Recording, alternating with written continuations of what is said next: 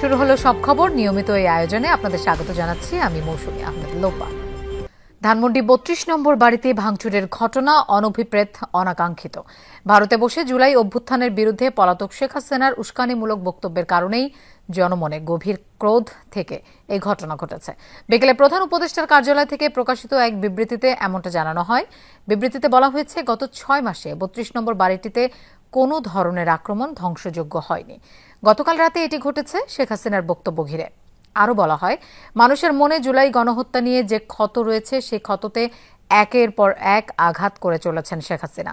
তার এই সহিংস আচরণের প্রতিক্রিয়া হিসেবেই ৩২ নম্বরের বাড়ি ভাঙচুরের ঘটনা ঘটেছে। ভারত যেন তার ভূখণ্ডকে বাংলাদেশে অস্থিতিশীলতা সৃষ্টি করে এমন কাজে ব্যবহৃত হতে না দেয়, সে আহ্বানও জানানো হয় বিবৃতিতে। দিল্লি যেন শেখ হাসিনাকে আর বক্তব্য দেওয়ার সুযোগ না দেয় বলা হয় সেই কথাও। বিবৃতিতে স্পষ্ট করা হয়, অন্তর্বর্তী সরকার ভবিষ্যতে এমন ঘটনার পুনরাবৃত্তি চায় না। এদিকে ভারতে বসে সাবেক প্রধানমন্ত্রী শেখ হাসিনা বাংলাদেশ বিরোধী বক্তব্য দেওয়ার প্রতিবাদে ঢাকায় ভারপ্রাপ্ত হাইকমিশনারকে তলব করে কড়া প্রতিবাদ জানিয়েছে পররাষ্ট্র মন্ত্রণালয়। পাশাপাশি এ ধরনের বক্তব্য বন্ধে প্রতিবাদপত্র তার কাছে জমা হয়েছে বলে জানিয়েছেন পররাষ্ট্র উপদেষ্টা তৌহিদ হোসেন। তিনি বলেন, বক্তব্য দেয়া থেকে শেখ হাসিনাকে বিরত রাখতে বারবারই ভারত সরকারকে অনুরোধ জানিয়েছে বাংলাদেশ। একই সাথে দিল্লি এ নিয়ে কি করছে সেটিও পর্যবেক্ষণ করছে ঢাকা। উপদেষ্টা আরও জানান, ধানমন্ডি ৩২ নম্বরে হামলার ঘটনা আন্তর্জাতিক গণমাধ্যমে নেতিবাচকভাবে আসবে সেটাও জানা ছিল। তবে ভবিষ্যতে এ ধরনের ঘটনার পুনরাবৃত্তি রোধে চেষ্টা করবে সরকার। ব্রিফিংয়ে শেখ হাসিনা ভারত থেকে যে অবিরাম বিবৃতি দিচ্ছে, তার ফলশ্রুতিতেই ছাত্র জনতা বিক্ষুব্ধ হয়ে ভাঙচুর চালিয়েছে বলেও দাবি করেন পররাষ্ট্র উপদেষ্টা। ভারতকে আমরা লিখিতভাবে অনুরোধ করেছি যে শেখ হাসিনাকে রেস্ট্রেইন করার জন্য, যাতে করে তিনি এই ধরনের বক্তব্য বিবৃতি না দেন যেটা বাংলাদেশের বিপক্ষে যাচ্ছে। আমরা এটা কোনো জবাব পাইনি এখন। আজকে আবার তার গত কয়েকদিনের কার্যকলাপের কারণে আমরা আরেকবার তাকে প্রোটেস্ট নোট দিয়েছি এবং হাইকমিশনার এই মুহূর্তে নেই। একটি হাইকমিশনারকে ডেকে তার হাতে প্রোটেস্ট নোট দেওয়া হয়েছে। আমরা আবার অনুরোধ করেছি যেন তাকে রেস্ট্রেইন করা হয়। ধানমন্ডি ৩২ নম্বরের বঙ্গবন্ধু শেখ মুজিবুর রহমানের বাড়ি এখন ধ্বংসস্তূপ। শেখ হাসিনাকে স্বৈরাচার আখ্যা দিয়ে তার আর কোনো চিহ্ন রাখতে চায় না বিক্ষুব্ধ ছাত্র জনতা। ভবনের এক একটি অংশ ভাঙা হচ্ছে আর উল্লাসে ফেটে পড়ছেন উপস্থিত মানুষরা। বলছেন, এসব আওয়ামী লীগের অপকর্মের প্রতিফলন।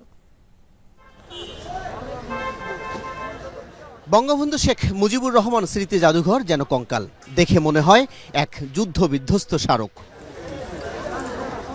আওয়ামী লীগের গবেষণা সেল সিআরআই এর ভবনে এই ৪০ ফুটের লোহার অবকাঠামো খুলছে ছিন্নমূল মানুষেরা। ৫ ঘন্টায় ঝুঁকিপূর্ণ অবকাঠামোটি খোলেন ৪ জনে। বাজারে বিক্রি করা যাবে এমন কিছুই আর অবশিষ্ট রাখছে না তারা। যা ছিল তাই ঘাড়ে তুলে নিচ্ছেন। বাদ যায়নি আঙ্গিনার নারিকেল গাছের নারিকেলও। বাংলাদেশে পরবর্তীতে যেই ক্ষমতায় আসুক না কেন, হুইচ এভার পার্টি যেই আসেন, আপনারা হয়তো এইটা দেখে আপনারা মনে রাখবেন, এদেশে স্বৈরাচারী বা খুন গুম মায়না ঘর করে কেউ রক্ষা পাবে না। শেষ পর্যন্ত তাদের পরিণতি এরকমই হবে। আমরা চাই বাংলাদেশ থেকে এইসব দূষণরা একদম চিরতরে স্বাধীন হয়ে যাক। আলেমুলামাদের যে নির্যাতন করছে, এই আলেমুলামাদের চোখের পানির বিনিময় এইগুলো হইতেছে। মূল ভবনে তখনও থেমে থেমে হুইল এক্সক্যাভেটর দিয়ে চলছে ভাঙ্গার কাজ। আশেপাশে মানুষের ঢল। আওয়ামী লীগ শাসনামলে খুন গুম ও অত্যাচারের প্রতিবাদে ক্ষোভের উদ্গীরণ। বাড়ি ভাঙাটা ঠিকই আছে, কারণ অত্যাচার জুলুম, মানুষকে এই ১৭ বছর অনেক নির্যাতন করেছে, সাধারণ মানুষ অনেক হয়রানি হয়েছে। বাংলাদেশের জমিনে কোনো শয়তান যেন আর জন্মগ্রহণ করতে না পারে, কোনো ফ্যাসিজম যেন আর চারা দিয়ে উঠতে না পারে। ভবিষ্যতে আমাদের জন্য শিক্ষা নিতে হবে সততার সাথে এবং আগে যেতে হবে। এটা আমাদের সবার দেশবাসীদের প্রতি আমাদের অনুপ্রেরণা। মূল ভবন সহ সব ভবনেই বারবার আগুন দেয়া হয়, কিন্তু আসবাবহীন কক্ষের আগুনের বিস্তৃতি ঘটেনি। শিক্ষার্থী জনতার দাবি, আওয়ামী লীগের শেষ চিহ্নটুকু ধুলোয় মিশিয়ে দেবার আগ পর্যন্ত ধানমন্ডি ৩২ ছাড়বেন না তারা। এ সময় স্লোগানে স্লোগানে সবাইকে ঈদ মোবারক জানান বিক্ষুব্ধ শিক্ষার্থী জনতা। আল আমিন হক অহন, যমুনা নিউজ, ঢাকা। বিভিন্ন স্থানে অব্যাহত ছাত্র জনতার বুলডোজার কর্মসূচি। দিনেও আওয়ামী লীগের পলাতক নেতাদের বাসভবন ভাঙচুর ও অগ্নিসংযোগ করা হয়েছে। গুড়িয়ে দেওয়া হয়েছে দলটির কার্যালয়, ভাঙা হয়েছে শেখ মুজিবুর রহমানের মুরাল। ভেঙে ফেলা স্থাপনার রড সহ বিভিন্ন মালামাল দোকানে বিক্রি করতে দেখা গেছে। কেউ বা সংগ্রহ করেছেন মূল্যবান সামগ্রী। ক্ষমতায় থাকাকালে রাজশাহীর বাঘায় প্রাসাদ গড়েছিলেন সাবেক পররাষ্ট্র প্রতিমন্ত্রী শাহরিয়ার আলম। বৃহস্পতিবার দুপুরে সেখানে হামলা ও ভাঙচুর চালায় ছাত্র জনতা, দেয়া হয় আগুন। নোয়াখালীর কোম্পানিগঞ্জের এই বাড়িটি ওবায়দুল কাদেরের, থাকতেন ভাই কাদের মির্জাও। বিক্ষুব্ধ জনতা ভাঙচুরের পর আগুন ধরিয়ে দেয় সেখানে। ভাঙচুর করা হয় আরেক ভাই সাদাত হোসেনের বাড়িও। গত 16 বছরের মানুষের জমানো ক্ষোভ বিক্ষোভ আজকে মানুষ তাদের এই যে ভাঙচুরের মাধ্যমে তাদের ক্ষোভগুলো প্রকাশ করতেছে। স্বৈরাচারের যেসব দোসররা এখন এসব আস্তানাতে আসে লুকিয়ে আছে, আমরা তাদেরকে খুঁজে খুঁজে বের করব। আমির হোসেন আমুর বরিশালের বাসভবনেও ভাঙচুর চালানো হয়েছে। এরপর মূল্যবান বিভিন্ন মালামাল নিয়ে যায় অনেকে। ধ্বংসস্তূপে পরিণত হয়েছে আব্দুর রব সেরনিয়াবাতের বাসভবনও।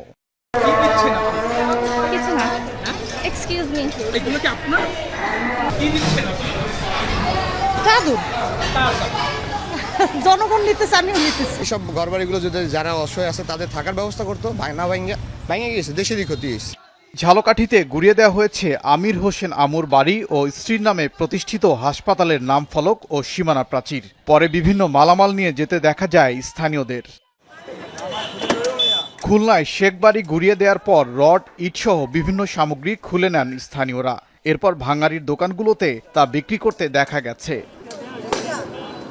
সারাদিন ভাঙলে আমাকে ইনকাম হবে 400-500 টাকা, নিয়ে বাজার করে খাবো। তো সব আমাদের কষ্টের টাকা দিয়েই করা, তাই আমাদের মাল আমরা নিয়ে আমাদের মতো করে আবার নতুন করে বিক্রি করতেছি। এটা হচ্ছে অতীত এবং সামনে যারা আগুয়ান তাদের জন্য লাল সংকেত। নাটোর 2 আসনের সাবেক সংসদ সদস্য শফিকুল ইসলাম শিমুলের বাড়িতেও চলে বুলডোজার কর্মসূচি। ভাঙচুরের পর অগ্নিসংযোগ করে ছাত্র জনতা। বুলডোজার দিয়ে ভাঙা হয়েছে নাটোর জেলা আওয়ামী লীগের কার্যালয়। এদের প্রত্যেকটি ইট আমরা প্রত্যেকবার খুলে নিব যতবার এই ফ্যাসিবাদের মুখ আমরা সোশ্যাল মিডিয়াতে দেখব। প্রত্যেকটা জায়গায় বাংলাদেশে যত ফ্যাসিবাদের দোষর আছে সবাইকে এভাবে নিশ্চিহ্ন করে দেব বাংলাদেশ থেকে। মাদারীপুরের পুরান বাজার এলাকায় ভাঙচুর করা হয়েছে জেলা আওয়ামী লীগের কার্যালয়। নারায়ণগঞ্জে শেখ মুজিবুর রহমানের 3টি মুরাল ও কর্নার ভাঙচুর করেছে বিক্ষুব্ধ ছাত্র জনতা। এছাড়া ভোলা, সাতক্ষীরা সহ কয়েক জেলায় বুলডোজার কর্মসূচি পালন করেছে ছাত্র জনতা। আওয়ামী লীগ নেতাকর্মীদের বাসভবন, দলীয় কার্যালয় সহ শেখ মুজিবুর রহমানের প্রতিকৃতি ভাঙচুর, অগ্নিসংযোগ করা হয়। ওবায়দুর রহমান, যমুনা নিউজ। বুলডোজার কর্মসূচিতে পাবনা সদর উপজেলা আওয়ামী লীগের সাংগঠনিক সম্পাদক আবু সাইদের বাড়িতে ভাঙচুর করা হচ্ছে। সেখানে আছেন আমাদের সহকর্মী কলিট তালুকদার, আমরা তার কাছে যাচ্ছি। কলিট, কারা বাড়িঘর ভাঙচুর করছে, কি বলছেন তারা? লোপা, আসলে এই যে অধ্যাপক আবু সাইদ, সেই সদর উপজেলা আওয়ামী লীগের সাংগঠনিক সম্পাদক আবু সাইদের বাড়ির 5টার দিকে ছাত্র জনতা সেই বাড়িতে এসে ভাঙচুর চালায়। এখন আসলে সেই নামাজের বিরতি চলছে এবং তারা কিছু সময় বিরতি দিয়ে তারা বুলডোজার যে কর্মসূচি, সেই বুলডোজার অপেক্ষায় রয়েছে। বুলডোজার আসলেই তারা আবার তারা ভাঙচুর শুরু করবে এবং তাদের কথা যে সেই আবু সাইদ, যিনি 2টি হত্যা মামলার আসামি, পাবনা বৈষম্য বিরোধী ছাত্র আন্দোলনে যে 4 তারিখে 2 জন শিক্ষার্থী নিহত হয়, সেই হত্যা মামলার তিনি অন্যতম আসামি। তার বাড়ি নিশ্চিহ্ন করেই তারা আজকে ফিরতে চেয়েছে। আমি একজন সমন্বয়কের কাছে একটু যদি জানতে চাই, আসলে আপনারা কি উদ্দেশ্যে আপনাদের কর্মসূচিটা কি করবেন আপনারা? আসলে আমাদের কর্মসূচিটা আপনারা সবাই অবগত আছেন এবং পুরো পাবনাবাসী দেখেছে। গত 4ই আগস্ট আমাদের ছাত্র জনতার যে শান্তিপূর্ণ আন্দোলন, সেই শান্তিপূর্ণ আন্দোলনে এই খুনি সাইদ তার নেতৃত্বে সে আমাদের ছাত্র জনতার উপরকে। আজকে আপনারা কি করবেন?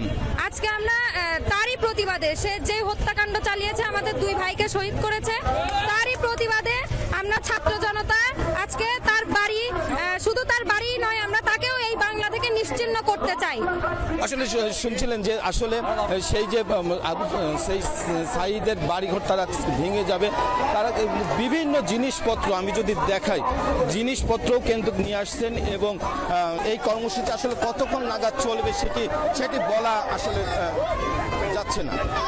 লোপা দেবার জন্য গণতন্ত্রের যাত্রাপথে বাধা হয়ে দাঁড়াতে পারে ধানমন্ডি ৩২ নম্বরের বাড়ি ভাঙার মতো ঘটনা। এই মন্তব্য করেছেন বিএনপির স্থায়ী কমিটির সদস্য হাফিজ উদ্দিন আহমেদ। প্রেস ক্লাবের এক আলোচনায় তিনি বলেন, সরকারের অবস্থান ও পরিপূর্ণ তথ্য পেয়ে স্মৃতিবিজড়িত বাড়ি ভাঙার বিষয়ে দলীয় অবস্থান জানাবে বিএনপি। শেখ হাসিনা ভারতে বসে বিশৃঙ্খল পরিস্থিতি তৈরি করতে উস্কানি দিচ্ছেন, এই অভিযোগও তোলেন বিএনপির এই নেতা। জুলাই অভ্যুত্থানের ৬ মাসেই গুড়িয়ে দেওয়া হলো ধানমন্ডি ৩২ নম্বরের শেখ মুজিবুর রহমানের বাড়ি। এই ঘটনায় রাজনৈতিক অঙ্গনে হচ্ছে পক্ষে বিপক্ষে নানা আলোচনা। জাতীয় প্রেস ক্লাবে স্বাধীনতা ফোরামের আলোচনা সভায় বিএনপির স্থায়ী কমিটির সদস্য হাফিজ উদ্দিন আহমেদ বলেন, এ ধরনের বিশৃঙ্খলা গণতন্ত্রের যাত্রাপথে তৈরি করতে পারে বাধা। যে এগুলা গণতন্ত্রকে ধ্বংস করার জন্য হয়তো আগামী দিনে গণতন্ত্রের পথে বাধা হয়ে দাঁড়াতে পারে, এই জন্য কেউ কেউ হয়তো বিশৃঙ্খলা সৃষ্টি করার চেষ্টা করতে পারেন। গতকালকে যে ঘটনা ঘটেছে সেটি এখনো শেষ হয় নাই। এটি কারা করেছে এই তথ্য আমাদের কাছে নাই। এতে সরকারের কি ভূমিকা ছিল সেই তথ্য আমাদের কাছে নাই। সুতরাং আমরা আর অল্প কিছু সময় অপেক্ষা করব। আজকে দিনের মধ্যেই আশা করি সবকিছু পরিষ্কার হবে। বিশৃঙ্খলা তৈরির পেছনে ভারত হস্তক্ষেপ করছে কিনা তা খতিয়ে দেখার কথাও বলেন তিনি। জানান, ষড়যন্ত্র ঠেকাতে রাজনৈতিক দলগুলোর মধ্যে গড়ে তুলতে হবে ইস্পাত দৃঢ় ঐক্য। এর মধ্যে প্রতিবেশী রাষ্ট্রের কোনো হস্তক্ষেপ আছে কিনা সেটিও আমরা জানার চেষ্টা করব। পতিত স্বৈরাচার শেখ হাসিনা ভারতে বসে এই দেশকে আনস্টেবল সিচুয়েশনে নেওয়ার জন্যে, এই দেশকে ধ্বংস করতে যেটুকু তিনি বাকি রেখেছেন সেটি পূর্ণ করার জন্যে নূতনভাবে এই ফ্যাসিস্ট দলকে নিয়ে তিনি মাঠে নামতে চান। সুতরাং অবিলম্বে প্রয়োজন সকল দেশপ্রেমিক শক্তির ঐক্য। বিগত ১.৫ দশকে বিভিন্ন শিক্ষা প্রতিষ্ঠানে নিষিদ্ধ ঘোষিত ছাত্রলীগের সন্ত্রাসী কর্মকাণ্ডের বিচারের দাবিতে বৃহস্পতিবার ঢাকা কলেজে মার্চ ফর জাস্টিস কর্মসূচি পালন করে ছাত্রদল। অধ্যক্ষের কাছে দিয়েছে স্মারকলিপিও। যে খুনি হাসিনা গতকাল যে বিবৃতি দিয়েছে, তিনি জাতির কাছে কোনো রকম ক্ষমা প্রদর্শন না করে বাংলাদেশের জনগণকে দোষারোপ করেছেন এবং বাংলাদেশের জনগণকে দেখিয়ে নেবেন এরকম তিনি হুমকি দিয়েছেন। তার বক্তব্য থেকে হয়তো ছাত্র জনতাই বিক্ষুব্ধ এই ঘটনা ঘটিয়েছে বলে আমাদের মনে হয়েছে। ঢাকা কলেজ ছাড়াও ছাত্রলীগের বিচারের দাবিতে ঢাকা বিশ্ববিদ্যালয় সহ দেশের অন্যান্য শিক্ষা প্রতিষ্ঠানেও মিছিল ও স্মারকলিপি দেয় ছাত্রদল। আরিফিন শাকিল, যমুনা নিউজ, ঢাকা। শেখ হাসিনার বিচারের দাবিতে শাহবাগ মোড় অবরোধ করেছেন জুলাই গণ অভ্যুত্থানে নিহত পরিবারের স্বজনরা। অন্তর্বর্তী সরকারের ৬ মাসেও স্বজন হত্যার বিচার না হওয়ায় ক্ষুব্ধ তারা। বিচারের দাবিতে দেখা করতে চান প্রধান উপদেষ্টার সাথে। অবশ্য আগামী রোববার শহীদ পরিবারের সদস্যদের সাথে বৈঠকে বসছেন প্রধান উপদেষ্টা ড মোহাম্মদ ইউনূস। পুলিশের পক্ষ থেকে এই তথ্য জানানো হলেও সড়কে বসে আছেন শহীদ পরিবারের সদস্যরা। আমার বড় ছেলে ফতন ছেলে আমার করে কামাই রুজি করে খাওয়াইতো, দিত, চাইতো। আজকে আমার করে কেউ দিব না, কেউ চাইব না। শাহবাগ মোড়ে বসে শহীদ পরিবারের স্বজনদের কান্না, এই আকুতি সন্তান হারানোর বেদনায়, এই ক্ষোভ স্বামী হত্যার বিচারের দাবিতে। আমাদের বুকটা খালি হয়ে রইল, হাহাকার আমরা করতেছি প্রতিনিয়ত, অথচ বিচারের জন্য এই ধন্যবাদ ওইখানে ধন্যবাদ আছে। উনি নাই আজকে ৬ মাস, আমার ছেলে হেলিকপ্টারের সাউন্ড পেলে আতঙ্কে থাকে। সকাল ১১টার দিকে শাহবাগ মোড়ে অবস্থান নেন জুলাই আন্দোলনে শহীদ পরিবারের সদস্যরা। রাস্তায় বসে পড়লে সড়কে বন্ধ হয়ে যায় যান চলাচল। প্রধান উপদেষ্টার সাথে সাক্ষাৎ না করে সড়ক থেকে সরবেন না বলেও জানান তারা। আজকে উনি আমাদের সাথে দেখা করারই সময় পায় না কেন? শহীদ ফ্যামিলির সাথে বসুন, আপনার প্রতিনিধি নিয়ে আপনি এখানে আসুন। দাবি জানান শেখ হাসিনা সহ তার দোসরদের বিচার করতে হবে। ৬ মাসেও হত্যাকারীরা গ্রেফতার না হওয়ায় ক্ষোভ জানান তারা। খুনি হাসিনা সে আমার ছেলেকে গুলি করে মারছে, তার বিচার আমরা চাই। টাকা পয়সা চাই না, আমরা শুধু বিচার চাই। আমাদের ছেলে হত্যাকারীর এখনো কোনো বিচার শুরু হয় নাই, এখনো কোনো আসামি ঠিকমতো ধরা হয় নাই। এ সময় শহীদ পরিবারের সদস্যরা নানা রকম হয়রানির কথা তুলে ধরেন। বলেন, আসামি গ্রেফতার না হওয়ায় দেখা দিয়েছে নানান শঙ্কা। আওয়ামী লীগের যত নেতা কর্মীরা এরকম গুলি করে হত্যা করে মারছে, আমি এগো বিচার চাই। বাংলার মাটিতে হাসিনার আইনা বিচার করা হোক, আমরা এটা চাই। বিকেলে পুলিশের ঊর্ধ্বতন কর্মকর্তারা আসেন আন্দোলনকারী শহীদ পরিবারের সদস্যদের কাছে। প্রধান উপদেষ্টা আগামী রোববার তাদের সাথে বৈঠকে বসবেন জানিয়ে সড়ক অবরোধ তুলে নেওয়ার অনুরোধ জানান পুলিশ কর্মকর্তারা। শহীদ পরিবারের সদস্যদের সাথে আগামী রবিবারে বসার জন্য উনি সিদ্ধান্ত নিচ্ছে এবং এই মেসেজটাই আমাদেরকে দিচ্ছে। হ্যাঁ, প্রধান উপদেষ্টাতে। রবিবার পর্যন্ত আমরা ওয়েট করি।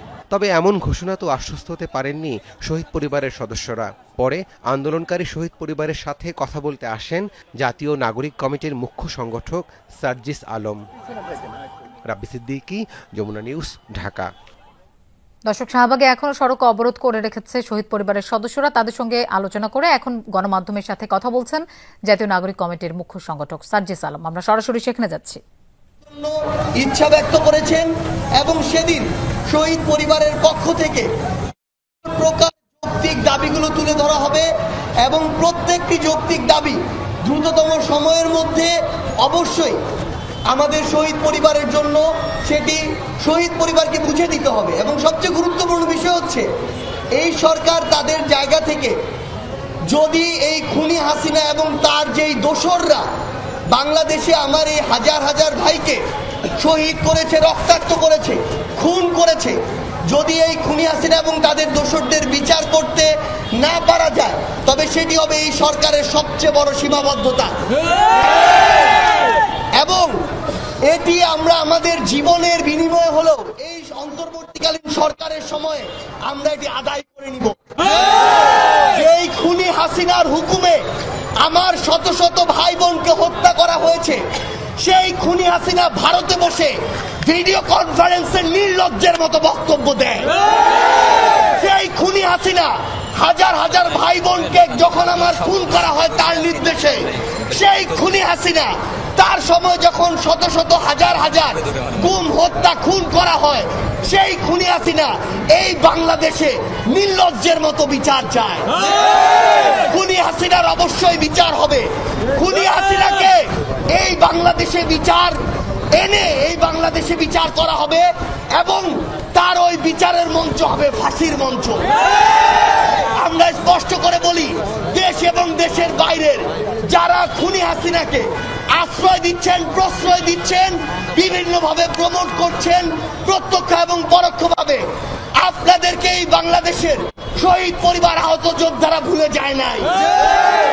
আপনাদেরকে এই বাংলাদেশের তরুণ প্রজন্ম তারা কিন্তু ভুলে যায় নাই।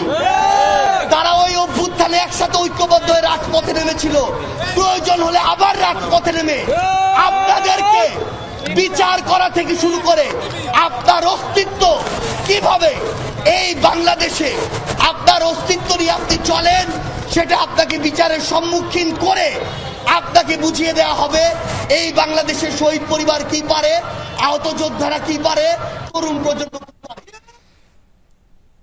ধানমন্ডি ৩২ নম্বরের বঙ্গবন্ধু শেখ মুজিবুর রহমানের বাড়ি এখন ধ্বংসস্তূপ। ধানমন্ডির ৩২ নম্বরে আছেন আমাদের সহকর্মী রিয়াজ রায়হান। আমরা তার কাছে যাচ্ছি এবার। রিয়াজ, আপনি তো গত রাতেও ছিলেন সেখানে, এই মুহূর্তে কি অবস্থা দেখছেন? আমি আসলে এখানে যে পরিমাণ শব্দ হচ্ছে, এই শব্দের কারণে আপনার প্রশ্ন শুনতে পাইনি। সম্ভবত আপনি এখনকার অবস্থা জানতে যাচ্ছেন। এখন যে অবস্থাটা সেটা হচ্ছে, যেহেতু ভাঙ্গার কাজ বন্ধ রয়েছে, যে দুটি বাড়ি ছিল কাল রাত থেকে বন্ধ রয়েছে, এখন মূলত মানুষ যারা এসছেন সবাই আগন্তুক এবং যারা উৎসুক জনতা বলা যায়, ছাত্র জনতা তো রয়েছেনই, তাদের পাশে এটি একটি এখন দর্শনীয় স্থানের মতো পরিণত হয়েছে অনেকটা। যেহেতু কোনো একটি বড় ঘটনা ঘটার পরে যখন তারপর থেকে মানুষ যেভাবে সেই জায়গাটি দেখতে যায়, ঠিক এই ক্ষেত্র সেরকম হয়েছে। আমরা এসে যেটি দেখেছি যে দুইটি বাড়ির সামনে প্রচুর ছাত্র জনতার পাশাপাশি যারা আয়োজন করেছেন, আয়োজনের পাশাপাশি আশপাশের বিভিন্ন এলাকা থেকে মানুষ দেখতে এসেছেন যে বাড়িগুলো যেভাবে ভাঙা হচ্ছে সেগুলো দেখতে এসেছেন এবং সেখানে এসে সবাই নিজের মতো করে নিজেদের মন্তব্য করছেন এবং এখানে স্লোগান দেওয়া হচ্ছে। যারা ছাত্র জনতা এই কর্মসূচির আয়োজন করেছিল তারা বিভিন্ন প্রতিবাদী স্লোগান দিচ্ছিলেন, যে স্লোগানগুলো মূলত জুলাই ২৪-এর অভ্যুত্থানের সময় দেওয়া হয়েছিল এবং যে স্লোগানগুলো ছাত্র জনতাকে এক করে বিগত সরকারের বিরুদ্ধে মাঠে নামতে প্রেরণা জুগিয়েছিল, সেই ধরনের স্লোগান দেওয়া হচ্ছিল এখানে এই ধানমন্ডি ৩২-এর সামনে থেকে। তো এখন আপাতত যদি বলি যে কার্যক্রম আসলে সেভাবে নেই। সবাই আপনি দেখতেই পাচ্ছেন নিশ্চয়ই, ক্যামেরা চোখে যতটুকু দেখা যায় এই অন্ধকারের মধ্যেও মানুষ এসছেন এবং পুরো বাড়িটির এই ধ্বংসস্তূপের মধ্যেও মানুষ ভেতরে ঢুকছেন, তারা উপরে উঠছেন, কেউ নিজের মতো করে ছবি তুলছেন, কেউ পরিবার পরিজন নিয়ে এখানে দেখতে এসছেন। এটি ছাড়া আসলে তেমন কোনো বাড়ি ভাঙার যে কাজ, সেই ভাঙার কাজটি এখন আর চলমান। সকাল অর্থাৎ দুপুরের পর থেকে সেটি বন্ধ রয়েছে। রিয়াজ, আপনাকে ধন্যবাদ আমাদের সাথে যোগ দেওয়ার জন্য। সরকারি প্রাথমিক বিদ্যালয়ের সহকারী শিক্ষক পদে তৃতীয় ধাপের ঢাকা চট্টগ্রাম বিভাগের ৬,৫৩১ জনের নিয়োগ বাতিল করে রায় দিয়েছেন হাইকোর্ট। বিচারপতি ফাতেমা নজিব ও বিচারপতি শিকদার মাহমুদুর রাজীবের হাইকোর্ট বেঞ্চ কোটা সংক্রান্ত সর্বশেষ রায় অনুসরণ করে নতুন ফলাফল প্রকাশের নির্দেশ দেন। এদিকে এই রায়ের প্রতিবাদে আদালতের সামনেই বিক্ষোভ প্রদর্শন করেন নিয়োগ বঞ্চিতরা।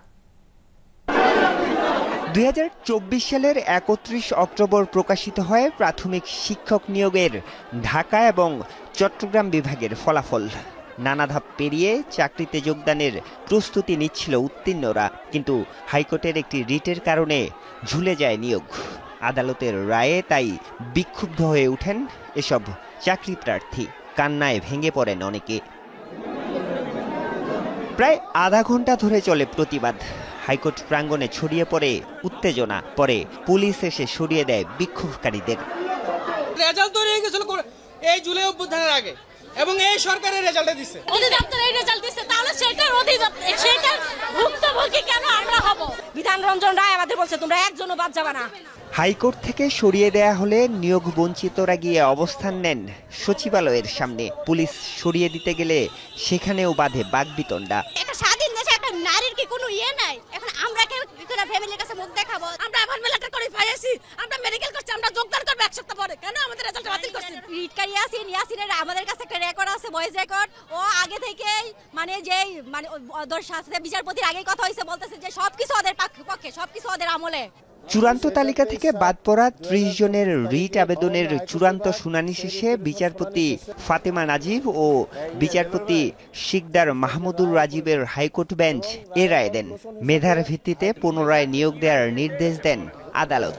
31/10/2024 তারিখের যে রেজাল্ট সেটা বাতিল হবে এবং নতুন করে অথরিটিকে মেধার ভিত্তিতে অর্থাৎ 23/7/2024 তারিখের নোটিফিকেশন ফলো করে রায় নতুন রেজাল্ট পাবলিকেশনের নির্দেশনা দিয়েছে। রিটকারীর দাবি, গত বছরের জুলাইয়ে সরকারি চাকুরিতে কোটা পদ্ধতি বাতিল করে রায় দেন আপিল বিভাগ।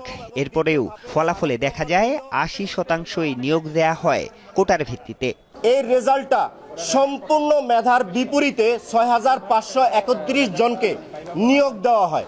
এই আদেশটাকে আমরা নতুন দ্বিতীয় স্বাধীন বাংলাদেশের জন্য একটা আদর্শ দৃষ্টান্ত স্থাপন হিসাবে দেখছি। তবে এর আগে কয়েক ধাপে বিভিন্ন জেলায় সহকারী প্রাথমিক শিক্ষক হিসেবে নিয়োগ পান অনেকেই। আরিফুর রহমান সবুজ, যমুনা নিউজ, ঢাকা। দুর্নীতি মামলায় বিএসইসির সাবেক চেয়ারম্যান শিবলি রুবাইয়াত উল ইসলাম ও ম্যাক্স গ্রুপের চেয়ারম্যান ইঞ্জিনিয়ার গোলাম মোহাম্মদ আলমগীরকে জেলগেটে জিজ্ঞাসাবাদের আদেশ দিয়েছেন সিনিয়র বিশেষ জজ আদালত। দুদকের রিমান্ড আবেদনে শিবলি রুবাইয়াতের বিরুদ্ধে ৩,৭৬ লাখের অধিক টাকার ঘুষ গ্রহণের অভিযোগ করা হয়েছে। এছাড়া বিভিন্ন চ্যানেলে দেশে অবৈধভাবে টাকা আনার অভিযোগও করা হয় তার বিরুদ্ধে। পাশাপাশি ম্যাক্স গ্রুপের চেয়ারম্যানের জ্ঞাত আয় বহির্ভূত ২৭,৮৬ লাখের অধিক সম্পদের সন্ধান পাওয়া গেছে বলে জানায় দুদক। বাংলাদেশের আর্থিক খাতে ধ্বংসকারী শিবলি রুবায়াতুল ইসলাম, তাকে দুদকের একটি দুর্নীতি দমন কমিশনের একটি মামলায় আজকে তদন্তকারী কর্মকর্তা বিজ্ঞ আদালতে উপস্থাপন করে 10 দিনের রিমান্ড প্রার্থনা করেন। জামিন আবেদন নামঞ্জুর করে তাদেরকে সিডব্লিউ জেল হাজতে প্রেরণ করেছেন এবং তাদেরকে তদন্তকারী কর্মকর্তাকে জেল গেটে জিজ্ঞাসাবাদ করার জন্য উনি আদেশ দিয়েছেন। রাজধানীতে যাত্রীদের দুর্ভোগ কমাতে চালু হলো কাউন্টার ও ই-টিকিট ভিত্তিক বাস সার্ভিস। সকালে এই সার্ভিসের উদ্বোধন করেন ডিএমপি কমিশনার। 10 দিনের মধ্যে পুরোপুরি কার্যকরের ঘোষণা ঢাকা পরিবহন মালিক সমিতির, যদিও বেশিরভাগ জায়গায় এখনো নেই কাউন্টার। রাজধানীতে বাসে চলাচলে যাত্রীদের দুর্ভোগ রোজকার ঘটনা। সেই দুর্ভোগ কমানোর লক্ষ্যে চালু হলো কাউন্টার ও ই-টিকিট ভিত্তিক বাস সার্ভিস। আজমপুরে এই নতুন বন্দোবস্তের উদ্বোধন করেন ডিএমপি কমিশনার। শুধু ড্রাইভার, শ্রমিক তাদের ডিসিপ্লিন ফেরত আসলেই হবে না, যাত্রীদেরও একটা ব্যাপক ভূমিকা আছে। আপনাকে বাস থেকে যখন ড্রাইভার এবং কন্ডাক্টর রাস্তার মাঝখানে নামাতে চাই, আপনি নামবেন না, আপনি বলবেন আমাকে যাত্রী ছাউনিতে নামান।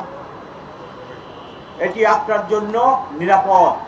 26টি কোম্পানি মিলে পুরো রাজধানীকে 4টি জোনে ভাগ করা হয়েছে। প্রত্যেকটি রুটের বাসের রং হবে আলাদা। চালক হেল্পাররা বলছেন, নতুন এই সার্ভিস বাস্তবায়ন হলে তাদের মধ্যে অসম প্রতিযোগিতা দূর হবে, সড়কে ফিরবে শৃঙ্খলা।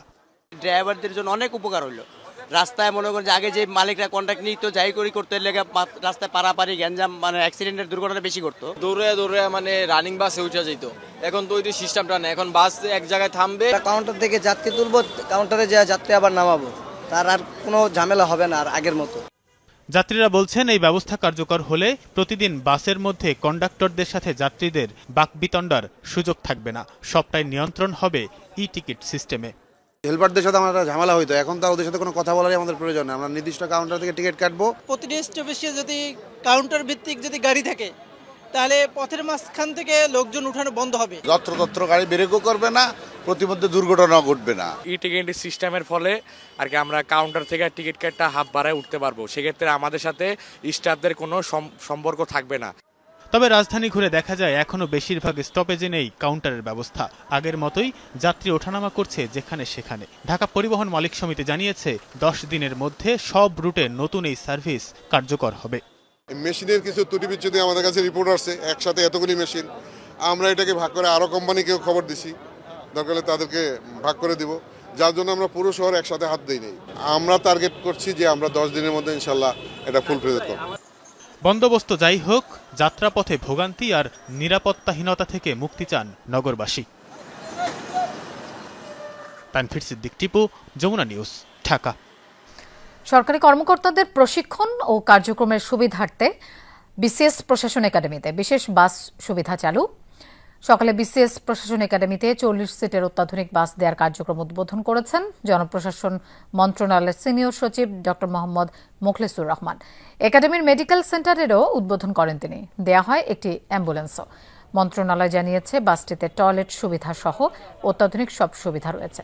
এ সময় উপস্থিত ছিলেন বিসিএস প্রশাসন একাডেমির রেক্টর সচিব ডক্টর মোহাম্মদ ওমর ফারুক, প্রকল্প পরিচালক ডক্টর মোল্লা মাহমুদ হাসান এবং প্রগতি ইন্ডাস্ট্রিজ লিমিটেডের উপমহাব্যবস্থাপক মোহাম্মদ সাইদুর রহমান জামালি। 14 জন ব্যক্তি ও নারী ফুটবল দল সহ মোট 15টি ক্যাটাগরিতে এবারের 21শে পদক প্রদান করা হবে। সচিবালয়ে কথা জানান সংস্কৃতি উপদেষ্টা মোস্তফা সরোয়ার ফারুকী। তিনি জানান, এই বছর 21শে পদক পাচ্ছেন গবেষণায় মইদুল হাসান, ভাষা ও সাহিত্যে মরণোত্তর শহীদুল জহির ও হেলাল হাফিজ, সমাজসেবায় মরণোত্তর মোহাম্মদ ইউসুফ চৌধুরী, বিজ্ঞান ও প্রযুক্তিতে অভ্রর জনক মেহেদী হাসান খান, শিক্ষায় ড নিয়াজ জামান, সংস্কৃতি ও শিক্ষায় দৃক গ্যালারির এমডি ড শহীদুল আলম, মানবাধিকার ও সাংবাদিকতায় আমার দেশ পত্রিকার সম্পাদক মাহমুদুর রহমান, সাংবাদিকতায় মাহফুজুল্লাহ, চিত্রকলায় রোকেয়া সুলতানা ও নাসির আলী মামুন, সঙ্গীতে ফেরদৌসারা ও উস্তাদ নিরোদ বরণ বড়ুয়া, চলচ্চিত্রে মরণোত্তর আজিজুর রহমান। এছাড়া ক্রীড়ায় বাংলাদেশ নারী ফুটবল দলকে 21শে পদকের জন্য মনোনীত করা হয়েছে। যে আমাদের একটা উচ্চ পর্যায়ের কমিটি আছে, যেখানে আরো কয়েকজন উপদেষ্টা আছেন। উপদেষ্টা ওয়াহিদুদ্দিন মাহমুদ এটাতে চেয়ার করেন, সেখানে আরো কয়েকজন উপদেষ্টা ছিলেন। ফলে এটা আমাদের পুরস্কার সংক্রান্ত যে জাতীয় কমিটি, সেটার সিদ্ধান্ত। ফলে আপনি যে আশঙ্কা করছেন সেটার কোনো সম্ভাবনা নেই। অন্তর্বর্তী সরকারের প্রধান উপদেষ্টা ড মোহাম্মদ ইউনুসের বিশেষ সহকারী হিসেবে নিয়োগ পেয়েছেন সাংবাদিক মনির হায়দার। সিনিয়র সচিব পদমর্যাদায় নিয়োগ দিয়ে বুধবার জনপ্রশাসন মন্ত্রণালয় থেকে প্রজ্ঞাপন জারি করা হয়েছে। মনির হায়দার বর্তমানে নিউ ইয়র্কে রয়েছেন। অচিরেই দেশে ফিরে তিনি এই পদে যোগদান করবেন। দৈনিক পূর্বকোণ, ভোরের কাগজ, জনকণ্ঠ, জয় দিন, ইত্তেফাক এবং মানবজমিন পত্রিকায় দীর্ঘদিন সাংবাদিকতা করেছেন মনির হায়দার। বিশেষ সহকারী হিসেবে তিনি প্রধান উপদেষ্টার পক্ষে জাতীয় ঐকমত্য গঠনের লক্ষ্যে বিভিন্ন রাজনৈতিক দল ও অংশীজনের সঙ্গে লিয়াজো এবং যোগাযোগ রক্ষায় ভূমিকা পালন করবেন। আওয়ামী ফ্যাসিবাদ পতনে ছাত্র জনতার পাশাপাশি শতাধিক শ্রমিক জীবন দিয়েছে। তাদের ত্যাগ জাতির সামনে তুলে ধরা জরুরি, একথা বলেছেন জাতীয়তাবাদী শ্রমিক দলের প্রধান সমন্বয়ক অ্যাডভোকেট শামসুর রহমান শিমুল বিশ্বাস। দুপুরে মিরপুর 10 নম্বর জুট পট্টি এলাকায় বৈষম্য বিরোধী ছাত্র শ্রমিক আন্দোলনে শহীদ পরিবারের সাথে সাক্ষাৎ এবং পল্লবী থানা শ্রমিক দলের কর্মী সভায় কথা বলেন তিনি। শিমুল বিশ্বাস বলেন, শ্রমিকদের ভাগ্য উন্নয়নে নতুন বাংলাদেশ গড়ার লড়াই চলছে। 7 কোটির বেশি শ্রমিকের ঘামে শ্রমে বাংলাদেশ দাঁড়িয়ে আছে। বিএনপি এমন বাংলাদেশ গড়ে তুলতে চায় যে বাংলাদেশে শ্রমিক শ্রেণীর মানুষের মুখে হাসি ফুটবে। প্রধান বক্তা ঢাকা মহানগর উত্তর বিএনপির আহ্বায়ক মোহাম্মদ আমিনুল হক বলেন, স্বৈরাচারের পতন একদিনে হয়নি। 17 বছরের আন্দোলন সংগ্রামের মাধ্যমে তারেক রহমানের নেতৃত্বে দেশ স্বৈরাচার মুক্ত হয়েছে।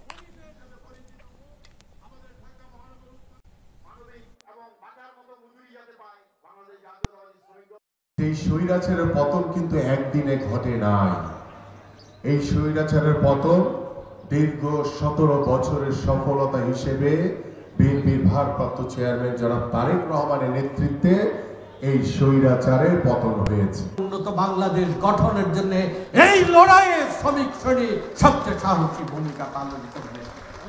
এই লড়াই আমরা শুরু করেছি। এই লড়াই তখনই থামবে যখন বাংলাদেশের এই শোষিত, বঞ্চিত শ্রমিক, কৃষক, কুলি কামার, দরিদ্র মানুষের মুখে হাসি ফুটবে। নিজের কৃতকর্মের জন্য দেশ ছেড়ে পালাতে হয়েছে শেখ হাসিনাকে। খিলগাঁও নাগদাদপাড়ায় এক স্মরণ সভায় একথা বলেন জাতীয়তাবাদী মহিলা দলের সভাপতি আফরোজা আব্বাস। আওয়ামী লীগের হামলায় নিহত সুরুজ মিয়ার স্মরণ সভা ও দোয়া মাহফিলে যোগ দেন বিএনপির এই নেত্রী। তিনি বলেন, বিগত 16 বছর আওয়ামী লীগ বিএনপি নেতাকর্মীদের হত্যা ও নির্যাতন চালিয়েছে, সেই সঙ্গে আইন শৃঙ্খলা বাহিনীকে ব্যবহার করে গুম খুন চালিয়েছে। বিএনপি জনগণের প্রতি আস্থাশীল বলেই এখনও টিকে আছে বলেও মন্তব্য করেন তিনি। অবিলম্বে নির্বাচন দিতে অন্তর্বর্তী সরকারের প্রতি আহ্বানও জানান আফরোজা আব্বাস।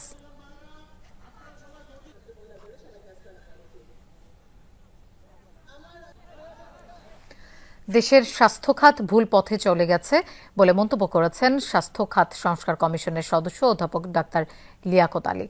সকালে প্রাইভেট হেলথ কেয়ার নিয়ে পলিসি নিয়ে ওয়ার্কশপে একথা জানান তিনি। বলেন, দেশের স্বাস্থ্য খাতের অবনতির জন্য রাজনৈতিক ও অর্থনৈতিক অবস্থা দায়ী। তিনি আরও বলেন, স্বাস্থ্য খাতকে উন্নত করতে প্রাইমারি হেলথকে ঠিক করতে হবে। এ সময় লিয়াকত আলী জানান, দেশের বাজেট যেহেতু বাড়বে তাই পিএসসি সেক্টরে কাজ করা যাবে। এ সময় ল্যাবএইড হাসপাতালের ব্যবস্থাপনা পরিচালক ডাক্তার এম শামীম বলেন, প্রাইভেট হাসপাতাল ছাড়া হেলথ কেয়ার চলবে না। সরকারকে প্রাইভেট হাসপাতালকে নিয়ে আলাদা ডাইরেক্টরি তৈরি করার কথাও বলেন তিনি। পাবলিক রেসপন্সিবিলিটি সবচেয়ে বেশি দিয়ে শুরু হয়েছিল, সেটা আনফরচুনেটলি পেন্ডুলাম অপর দিকে চলে গেছে এবং সেটা যে গেছে দেশের সার্বিক রাজনৈতিক পলিটিক্যাল ইকোনমির কিছু ব্যাপার রয়েছে যে টু মাচ লিবারাল শুধু থাকে না, নিউ লিবারাল ইকোনমিতে চলে গেছে এবং র্যাম্পেন্ট আনকন্ট্রোল মার্কেট ইকোনমিতে চলে গেছে এবং সেটা আমাদের জাতির জন্য, স্বাস্থ্যের জন্য অন্তত ভালো হয় না। নিখোঁজ আরিবা ইসলাম সুবাকে নিরাপদে তার পরিবারের কাছে হস্তান্তর করা হয়েছে। বুধবার রাতে আরাবী ইসলাম সুবাকে সাক্ষীদের উপস্থিতিতে তার পিতার জিম্মায় প্রদান করা হয়। 2 ফেব্রুয়ারি বিকেলে আদাবর থানার টোকিও স্কয়ার মার্কেটের সামনে থেকে নিখোঁজ হয় কিশোরী সুবা। সিসিটিভি ফুটেজ বিশ্লেষণের পাশাপাশি তথ্য প্রযুক্তির সহায়তায় মোহাম্মদপুর, খিলগাঁও সহ বিভিন্ন জায়গায় অভিযান পরিচালনা করে পুলিশ। পরে মঙ্গলবার দুপুরে নওগাঁ পলিটেকনিক এলাকা থেকে সুবাকে উদ্ধার করে হেফাজতে নেয় পুলিশ। জিজ্ঞাসাবাদে সুবা জানায়, বিনোদনমূলক অ্যাপ টিকটকে 20 বছরের মমিন হোসেনের সাথে তার পরিচয় ঘটে। ঢাকায় আসার পর ওই ছেলের সাথে তার বাড়ি নওগাঁয় চলে যায় সুবা। এ ঘটনায় কিশোরীর বাবা কোনো অভিযোগ বা মামলা না করার সিদ্ধান্ত জানিয়েছেন। বাংলাদেশ থেকে রাশিয়ায় মানব পাচারকারী চক্রের মূল হোতা তামান্না জেরিনকে গ্রেফতার করেছে পুলিশের অপরাধ তদন্ত বিভাগ সিআইডি। আজ নেপালে পালানোর উদ্দেশ্যে তিনি ঢাকা শাহজালাল আন্তর্জাতিক বিমানবন্দরে অবস্থান করছিলেন। চক্রের এই মূল হোতার নামে বনানী থানায় মামলা ছিল, যার তদন্ত ভার পায় সিআইডি। এরই পরিপ্রেক্ষিতে কাঠমান্ডু যাওয়ার পথে বিমানবন্দর থেকে গ্রেফতার করা হয় তামান্না জেরিনকে। তার পাঠানো লোকজনকেই রাশিয়ার হয়ে ইউক্রেনের বিপক্ষে যুদ্ধে নামানো হতো রয়েছে এমন অভিযোগ। টাঙ্গাইলে কয়েক হাজার গ্রামবাসীকে ফ্রি চিকিৎসা সেবা দেওয়া হয়েছে। ব্রাহ্মণখোলা সরকারি প্রাথমিক বিদ্যালয় মাঠে হাজী আবুল হোসেন পরিবারের সহযোগিতায় দিনব্যাপী ফ্রি চিকিৎসা সেবা দেয় এএসপিসি ম্যানিপুলেশন থেরাপি সেন্টার। পরে রোগীদের ব্যবস্থাপত্র ও ওষুধ প্রদান করা হয়। অনুষ্ঠানে ডাক্তার এম শাহাদাত হোসেনের সভাপতিত্বে উদ্বোধক হিসেবে উপস্থিত ছিলেন জেলা বিএনপির সাধারণ সম্পাদক অ্যাডভোকেট ফরহাদ ইকবাল। বিশেষ অতিথি ছিলেন ব্যুরো হেলথ কেয়ারের পরিচালক রাহেলা জাকির ও ডাক্তার সাফিয়া সহ অন্যান্য স্বেচ্ছাসেবীরা। দর্শক, এই ছিল আজকের সব খবরের আয়োজন। আর এতক্ষণ সাথে থাকার জন্য ধন্যবাদ সবাইকে।